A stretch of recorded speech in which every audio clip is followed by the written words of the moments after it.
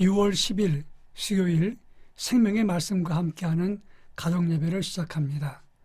찬송가 421장 내가 예수 믿고서 1절과 3절을 부릅니다. 내가 예수 믿고서 죄사함 받아 나의 모든 것 다 변했네. 지금 내가 가는 길 전부 길이요 주의 피로 내 죄가 씻겼네. 나의 모든 것 변하고 그 피로 구속받았네. 하나님은 나의 구원 되시오니 내게 정죄함 없겠네.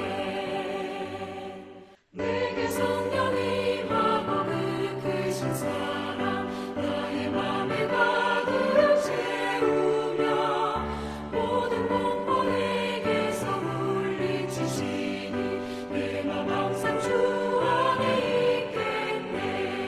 나의 모든 것 변하고 그 피로 구속받았네. 하나님은 나의 구원 되시오니 내게 정죄함 없겠네.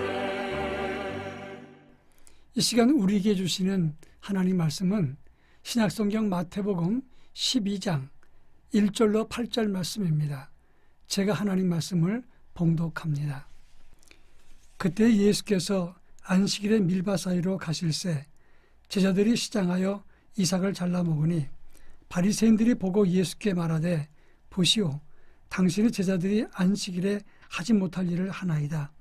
예수께서 이르시되 다윗이 자기와 그 함께한 자들이 시장할 때에 한 일을 잃지 못하였느냐. 그가 하나님의 전에 들어가서 제사장 외에는 자기나 그 함께한 자들이 먹어서는 안 되는 진설병을 먹지 아니하였느냐.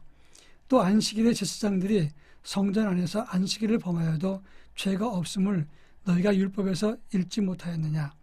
내가 너희에게 이르노니 성전보다 더 큰 이가 여기 있느니라. 나는 자비를 원하고 제사를 원하지 아니하노라 하신 뜻을 너희가 알았더라면 무지한 자를 정죄하지 아니하였으리라. 인자는 안식일의 주인이니라 하시니라. 아멘. 오래전에 캐나다 에드먼턴 연합교회에서 제가 신앙사경회를 인도한 적이 있었습니다.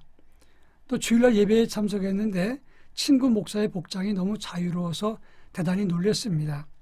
제 생각에는 주일날 되면 가운을 입고 아니면 최소한 말끔한 정장 차림으로 강단에 선다 생각을 했는데 아주 가벼운 캐주얼 정장 차림을 하고 단상에 섰던 겁니다. 그런가 하면 주변을 둘러보니까 주일 예배를 드릴 때 교인들의 복장도 참으로 자유로운 편이었습니다. 복장을 봐서는 성의가 부족하다 이런 느낌을 지울 수가 없었습니다. 그러나 예배 드리는 내내 주변을 가만히 살펴보니까 아주 정성껏 열심을 다해서 기도하고 하나님 말씀을 듣는 것을 보았습니다. 그때 제가 생각했던 것은 내가 지금 편견을 가지고 다른 사람을 보고 있구나 이런 생각이었습니다. 오늘 본문의 말씀도 마찬가지입니다. 안식일에 예수님 제자들이 밀 이삭을 잘라서 먹는 것을 보고 바리새인들이 시비를 했습니다. 당신 제자들이 안식일을 범했다 이런 말입니다. 모세 율법에 의하면 안식일에는 일하지 말라 말씀했습니다. 그런데 제자들이 안식일에 밀 이삭을 잘라서 그리고 비벼서 불어서 먹었으면 이것은 안식일에 일한 것이니 안식일을 범한 것이다 이렇게 말했던 것입니다. 이에 대해서 예수님이 이렇게 대답하셨는데 문자적인 것에 매여서 하나님의 계획과 뜻, 사람의 배려가 없는 것을 예수님이 책망했다 하는 것이 오늘 우리가 읽은 본문의 내용입니다. 예수님께서 이 본문을 통해서 무엇을 말씀하셨는지를 살펴보겠습니다. 첫째로 3절과 4절에 보면 예수님은 안식일을 범했다고 지적하고 있는 이 유대인들에게 다윗의 예를 들어서 설명을 했습니다. 사무엘상 21장 1절로 6절의 예를 들었는데 사울이 다윗을 죽이려고 했을 때 다윗은 요나단의 도움으로 도망을 갔습니다. 다윗 측근 몇 사람과 함께 도망을 갔다가 높 땅에 이르렀을 때 그들은 대단히 배가 고팠습니다. 거의 죽기 직전까지 가는 그런 굶주림에 있었는데 제사장 아히멜렉에게 먹을 것을 구했습니다. 그때 제사장 아히멜렉은 하나님께 드렸다가 물렸던 거룩한 떡을 주어서 그들의 줄인 배를 해결해 주었습니다. 진설병은 제사장만 먹을 수 있는 것입니다. 그런데 굶주린 자를 구하기 위해서 법은 먹을 수 없지만 그들에게 주어서 다윗 일행을 살렸습니다. 만약에 그렇게 하지 않았다면 함께 했던 무리가 어떻게 다시 살아나며 그러면 다윗의 나라가 세워졌겠느냐.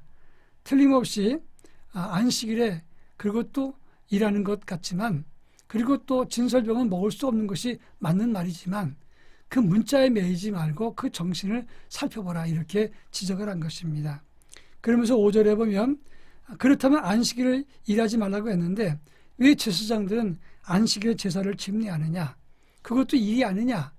그러니 너희가 생각하는 문자나 편견에서 그걸 가지고 주장하지 말고 하나님의 뜻과 계획이 무엇인가를 살피라 이런 지적이었습니다. 그러면서 6절부터 8절에서 예수님 말씀하시기를 안식일의 주인이 누구냐? 인자는 안식일의 중심이다 이렇게 말씀했습니다. 그리고 성전보다 크신 하나님의 아들이 여기 계신데 너희는 문자를 가지고 안식일을 만드신 하나님의 아들을 시비하느냐 이렇게 책망했다는 점입니다. 하나의 예를 들어보겠습니다. 어떤 아이가 아팠습니다. 그러니까 너무너무 고생하는 걸 보고 엄마가 뭐라고 말했냐면 얘야 네 소원 다 들어줄 테니까 제발 좀 건강해라 이렇게 얘기를 했습니다. 그러니까 아이는 지금 아이스크림 사주세요라고 얘기를 했어요. 그 아이는 지금 감기 몸살이 심하기 때문에 아이스크림 먹으면 안 됩니다. 그러니까 엄마가 그건 안 된다. 그랬더니 한다는 말이 모든 소원 다 들어준다 그랬잖아요. 근데 엄마 아이스크림 안 사주니까 엄마 나쁜 엄마예요. 이렇게 이야기했다고 쳐보세요. 문자만 가지고 나쁜 엄마라고 말하는 것이 옳은 것입니까? 잘못된 것이 아니겠습니까?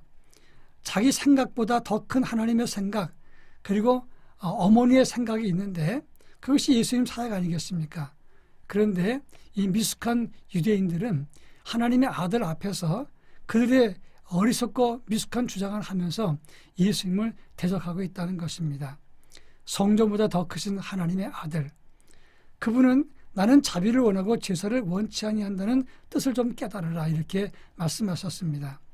제사가 문제가 아니라 편협한 너희들의 생각을 넓게 하라 이것을 말씀하신 것입니다.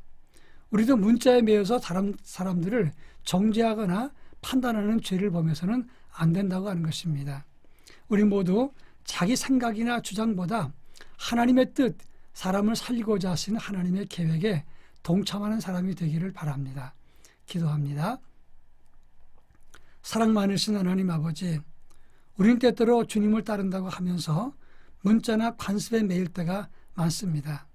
생명을 살리고자 하신 하나님의 계획, 그리고 자기를 비우신 예수님의 길을 따르면서 넓게 그리고 깊게 영혼을 사랑하고 생명을 건지는 하나님의 사람으로 살게 하옵소서. 예수님의 이름으로 기도합니다. 아멘.